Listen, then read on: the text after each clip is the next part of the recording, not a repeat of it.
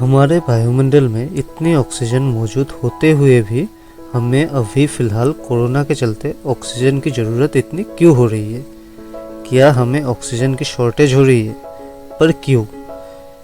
क्यों हमें oxygen cylinder, ventilator आदियों का ज़रूरत पड़ता है? लिक्विड ऑक्सीजन क्या होती है? आइए इन्हें थोड़ा समझने की कोशिश करते हैं।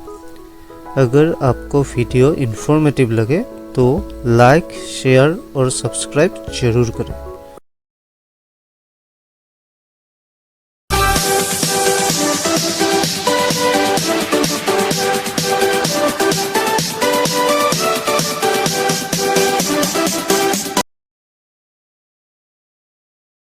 हमारे वायुमंडल में 78% नाइट्रोजन, 21% ऑक्सीजन और 1% अन्य गैस मौजूद होता है। जब हम सांस लेते हैं तब सभी गैसेस हमारे अंदर पहुंच जाते हैं। हमारे फेफड़े इनमें से ऑक्सीजन को रख लेते हैं और बाकी सभी गैसेस को बाहर निकाल फेंकते हैं। लेकिन जब हमारे फेफड़े बीमारियों के वजह से खराब हो जाते हैं तब वो ये सारा काम नहीं कर पाता और हमें कोई दूसरा माध्यम की सहायता से हमारे अंदर प्योर ऑक्सीजन को पहुंचाना पड़ता है, जैसे कि नेबुलाइजर, ऑक्सीजन सिलेंडर या वेंटिलेटर आदियों के जरिए।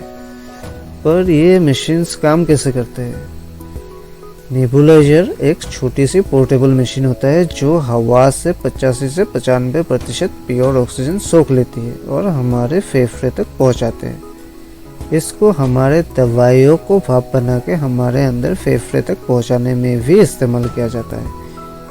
आमतौर पे इसे अस्थमा के मरीजों के लिए इस्तेमाल किया जाता है, लेकिन कोरोना के मरीजों के लिए यह कतई उपयोगी नहीं होने वाला, क्योंकि कोरोना के मरीजों के लिए जितने ऑक्सीजन की ज़रूरत होती है नेबुलाइजर हमें उतना ऑक्सीजन नहीं दे पाता।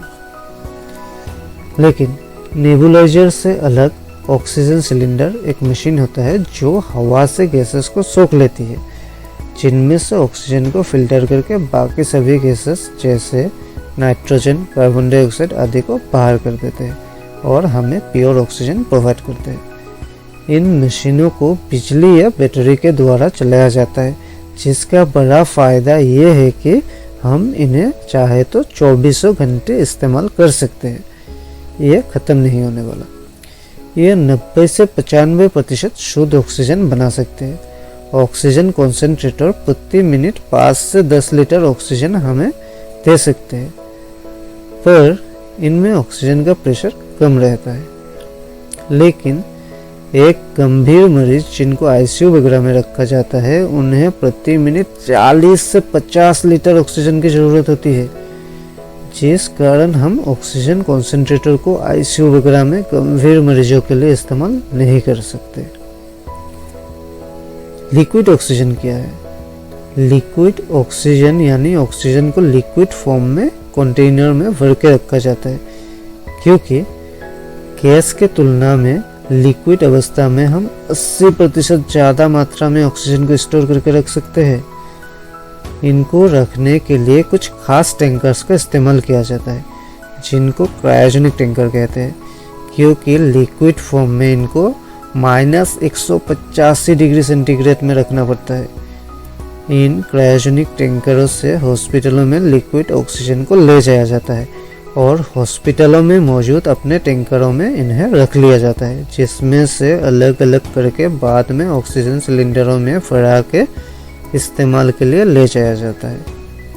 इसमें 99% शुद्ध ऑक्सीजन मौजूद होते हैं और ये हाई प्रेशर्स में ऑक्सीजन दे सकते हैं, जिस वजह से हम इसे गंभीर मरीजों पे आईसीयू वगैरह में इस्तेमाल कर सकते हैं।